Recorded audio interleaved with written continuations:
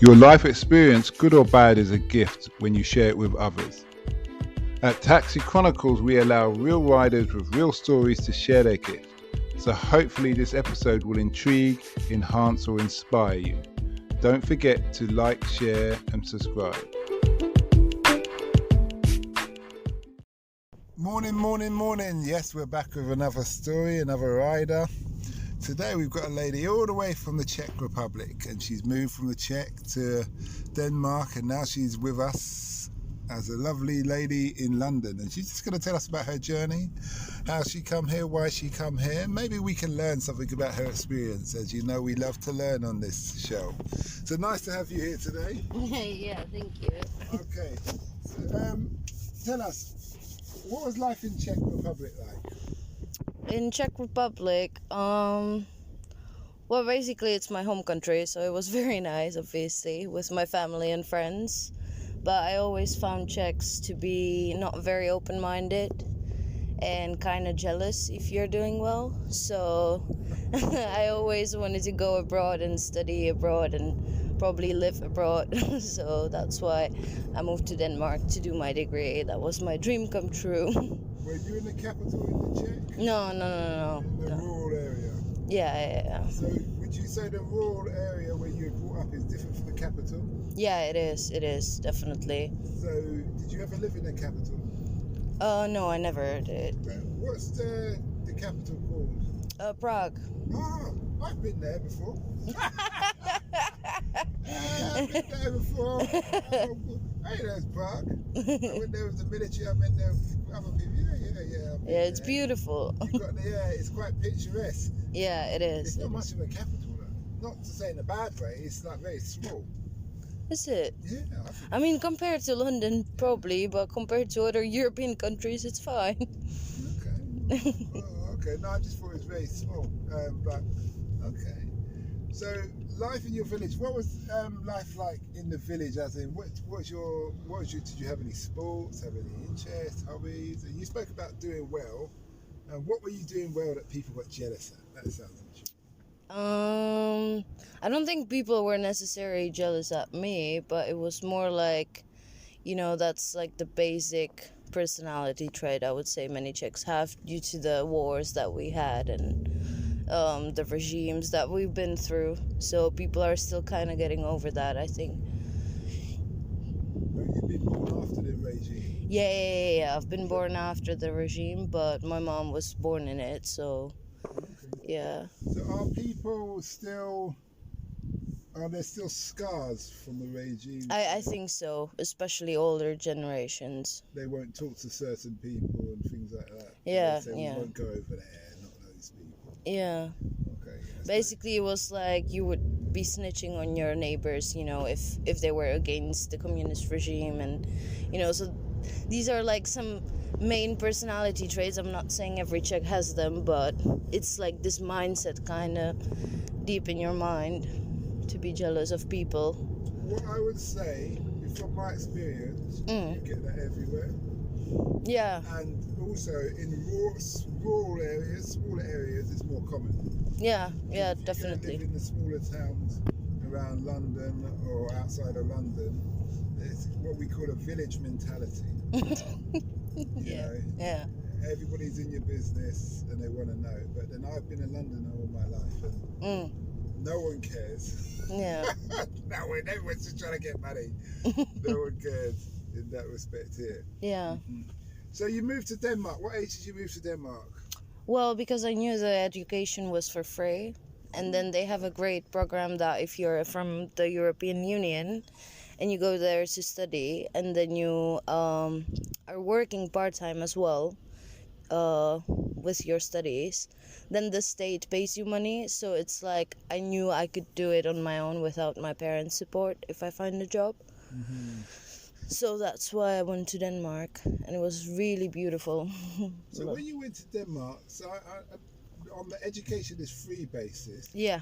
Did you move when you were still in school? I moved after I graduated from high school, and I moved to do my bachelor degree. So how come you would get, if it's a different country, how come you would get a free education? because I was from European Union. Oh, is it? Yep. Maybe I should go there to Yeah. Oh, is it? I didn't know that. You just rock out. Hey, what a degree. You know me. Yeah. Met me, but yeah, come on. Where do I sign? Isn't it cold? I've been to Denmark before. It's cold. Yeah, it is very windy, that's for sure. Because anywhere you are in Denmark, it takes you only maximum up to 1 hour to drive to the sea. So there's a lot of wind, crazy wind. But it's really calm and beautiful at the same time. So You can't swim in that water, though. well, I did one summer. Really? Yeah, it was really hot. It was like 30 degrees. Not the water. And I did swim in the sea, and Danish people are very keen to swim in the sea. They're already swimming in the sea right now. Yeah. Okay. I hear you. So what else? What was there a culture shock when you got to Denmark? In comparison to Czech? Not really, because I used to my high school was an international one, so I was used to seeing, different nationalities and being with people that have different cultural beliefs or whatever. So moving to Denmark was actually pretty fun with me. I actually liked it because the things that I don't like about Czechs, like these common personality traits, they don't have them in Denmark. They have obviously different problems and different mindsets. So, but yeah, it was different but nice. I really liked it. What were their different problems? If only I remember, I forgot everything. I think And did they affect you? mainly the thing is that Denmark is a very rich country, and especially in Copenhagen area, in the capital's area, Yeah. where I used to live as well, people can be very posh, and very... The thing is, like, the money that I get from studying there and working from the state, the Danish people get no matter if they work. So if you're a student, the government pays you money, and the amount depends on if you live with your parents, if your parents are separated, etc., etc. So then a lot of people that are still in high school can get a lot of pretty decent amount of money, just extra, on their hands. So then the kids can be quite spoiled and not know how to behave properly, because I worked in a restaurant, so we had many, obviously it's everywhere, but many spoiled kids, which in my country, I don't remember being 13 and going for a sushi, for example, and you see actually kids going for sushi, which is Yeah, they love sushi there. Ours is Norway as well. They love sushi. You go to Norway? Yeah, I did. It's Denmark, Sweden and Denmark's Norway. a smaller one, isn't it? Yeah, it's the That, smallest one. football size, and Yeah. then you've got Denmark, Sweden, and Norway. Yeah, And Sweden, Norway, and then Finland. Finland's at the top. Yeah, there are 3 countries next to each In other. the line. And then Denmark is connected, the Jutland is connected with Germany.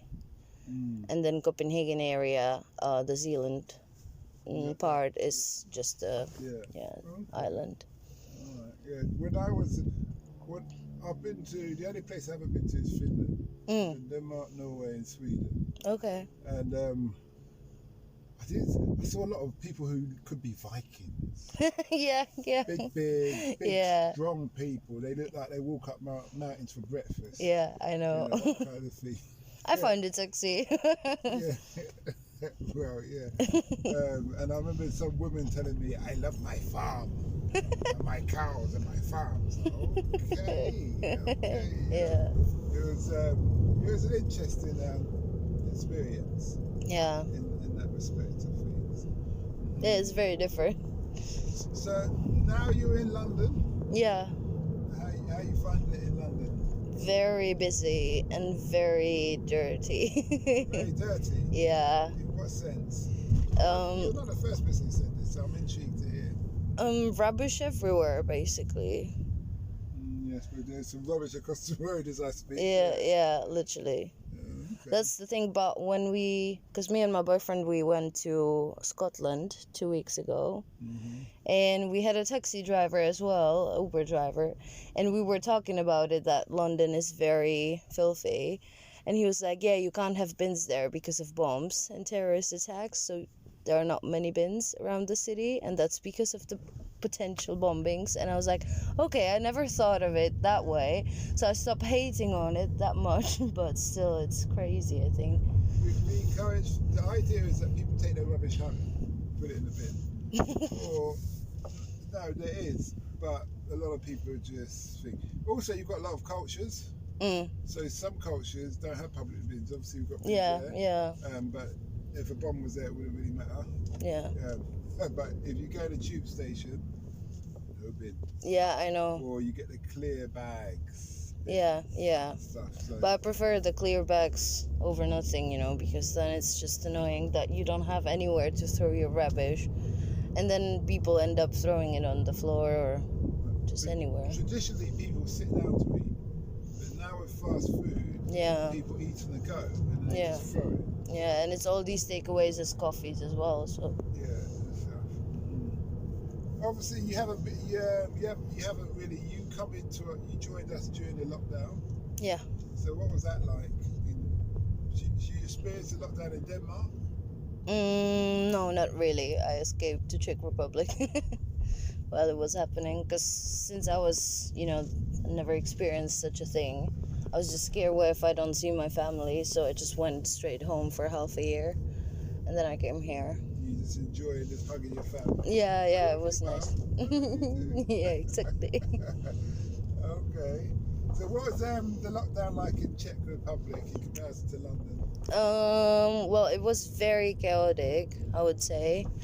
We switched approximately 5 how's it called? Health ministers, or Why? Because our politics sucks, and our prime minister just keeps changing them, and now it's the guy who was at the beginning again. So he sacked people, got new people in. Said to the first guy, do you want to come back? No. Right, you got to pay me more. It's crazy actually, because then obviously the restrictions changed all the time, and our prime minister was, before the summer, he was very confident that we're the best country in Europe in handling COVID, and then actually during summer he let all the restrictions down, and then we were the worst country in Europe and we're probably one of the smallest ones, not the smallest, but Czech Republic is not a big country, so they fucked up pretty bad. And what's the population? It's 10 million. Oh, so it's the same as London. Yeah, exactly. Yeah, so they fucked up really bad, and the prime minister... Oh yeah, and then the health ministers, or how do you call them, they put in restrictions, and then the paparazzi took a picture of them being in a restaurant while nobody else could go to the restaurants, or a football game where you weren't allowed. So these were the jokes, they put in a restriction and then they don't follow it themselves. A bit like our guy here. Our guy here is doing the same. Yeah. Hypocrisy at its peak. Yeah. And that's it. Yeah. So what does the future hold for you in London? Well, I hope I'm gonna find a marketing job to work in the field that I studied for. It's been quite a ride because of lockdown, many people losing their jobs, so obviously it's not that easy for an entry level like me to find a job now. Where did you learn English? Because you speak very well. When I went to my high school, gymnasium. Oh yeah, the international school. Yeah, it was almost every subject was taught in English, so yeah. What did your parents do? My stepdad makes violins. My mom always just kind of worked everywhere, but she worked in PR. And my dad used to work in a bank. So I was going to say, international schools aren't cheap. Yeah, you don't have private schools in Czech Republic that much, but international schools are private. But since I'm from a smaller city, the school wasn't as expensive as you would get it in Prague, for example. Yeah. That's good. And your digital, your marketing, what are you in digital marketing? Yeah, definitely. I would love to do. For me, it's like I would love to do one day because I'm triggered by the psychology behind ads. Analytics? N- Active pigeons? more like, how do you get people by in one slogan or like advertisement? So initially what I would like to do is to create the advertisements, the slogans, the billboards, because it's funny for me that with one very picky or like memorable line you can get people buy your products. It's like the psychology behind getting people to buy your stuff. It's interesting. And I'm a creative person, so rather than analytics, I would love to do this. I hear. I just dropped off a studio manager who does adverts adverts and commercials for, what was it, for Amazon, Google, Hugo Boss, all these big names. Cool. Yeah, so it's a shame that you didn't. Missed each other. I Literally. did an interview with him. He's very interesting. He made me think. He spoke out how to deal with angry people, to have empathy for them. Yeah. And I thought I would try that next time. Yeah, but sometimes it's hard. Yeah. It's hard if you're not ready for it. Yeah. If you tell yourself you're going to do something and you walk into something, it's like preparing yourself. Then say, yeah, this is what I'm going to do. But if you're not ready for it and your natural reactions could be, I'm going to be hostile, I'm going to treat you the same way you treat me. Yeah, definitely. In that respect of things. And stuff. What would you say you've learned from your travels and moving from country to country that you wish you knew when you had started? That's a good question.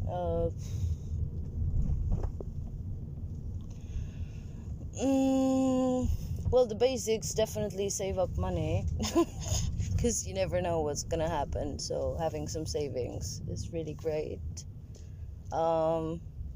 Probably not trusting everyone you meet and they're being friendly, because I had many classmates that screwed me over in Denmark, for example. They were also internationals, so it's like, remembering you have the best friends you have and then being more careful. I'm not saying not trusting anyone ever again, but being more careful with people you only known for like a year or something. Yeah, see what I always have a saying, show and tell. Yeah. You can tell me anything, but it's what you show me is what really matters. Yeah, exactly. Yeah, and things like that. Okay, that's interesting. But then, what did you learn from the way they turned you over? Did you think it was your fault, or? I think it's always two sides of the story, and it only made me stronger in a way, or like more grown up. So, and I get that people sometimes behave in certain ways because they have some trauma from their past, I don't know, relationships or childhood or whatever. So I'm trying to not, be that mad about it. I'm trying to have an understanding that each of us behave according to what we were taught and, how we were raised and what experiences we had. So it's not always the people's fault in a way. You're an adult and you have the possibility, the option to choose how you're gonna treat other people, that's for sure. But sometimes it's like not everyone is how do you say it, as emotionally intelligent or whatever to think about this stuff more deeply, and they just react because they want to react. And I think it's fair enough. Not everyone can be a smart ass, I guess. You speak of empathy for people based on their upbringing. Yeah. But then my attitude would be, that's not my problem. Yeah, definitely. It's not. It's not. If you've got a problem, go and sort it out. Yeah, that's true. As Trump would say, it sounds like a you problem. Yeah. I love that. I love saying that. But I don't see oh, I should put up with something because someone took away your banana when you were free. Yeah.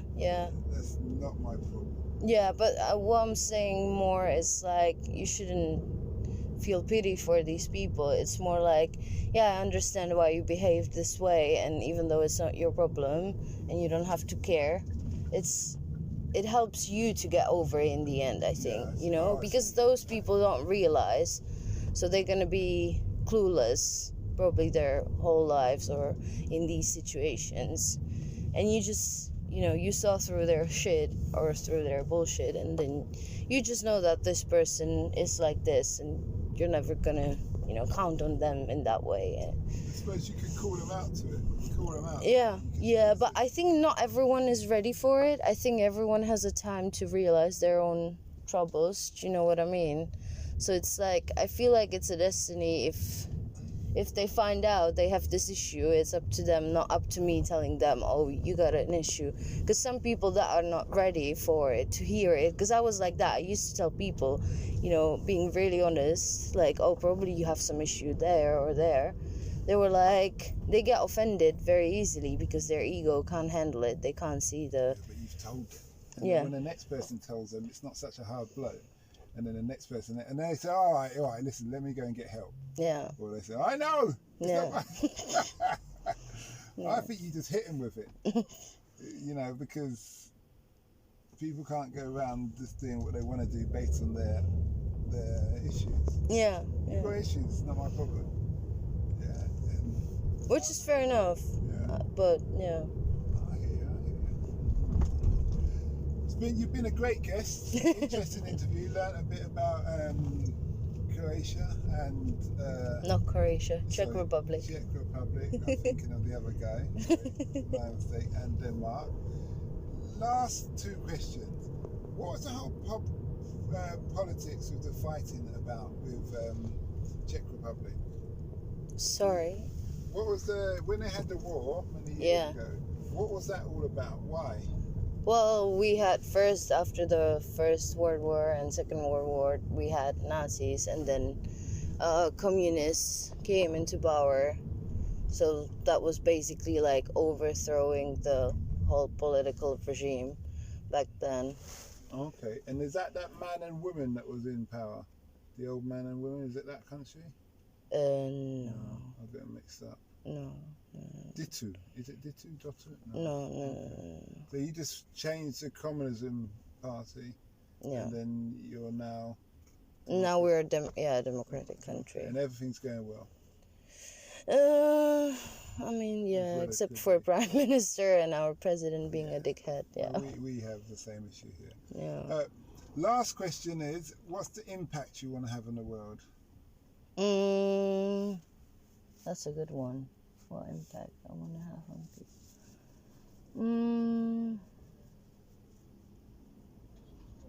Probably awakening people's desires, because I don't think that people live to their fullest potential. We don't tend to do things that we actually like. Do you know what I mean? Mm-hmm. Like, this is, for example, very cool. So you get to drive people, and then you also have this amazing podcast, which is like, I think that's really cool. You're doing more than just, driving around and being pissed off that this is your job, for example. I don't want to be mean, but... don't worry, go on. Like, yes. So you can always, I think, do more with stuff. Okay, that's good. Because even if you do something that you don't like, you can always find the good things about it, or exactly do a podcast from a taxi. That's amazing. Okay, that's good. Okay, well, thanks a lot for that. Thank you as and well. I wish you well. You too.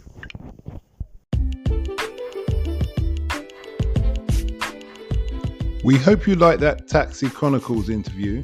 Don't forget to share and subscribe to get the latest episode. Ever considered investing in the continent with the fastest growing economies and population on Earth? The same continent that holds 30% of the world's known natural resources. Listen to our sister podcast, Africa Investor Stories, where you hear real investors with real stories from around the world share their experience of investing in Africa. We post Monday and Thursday at 10 a.m. British Standard Time.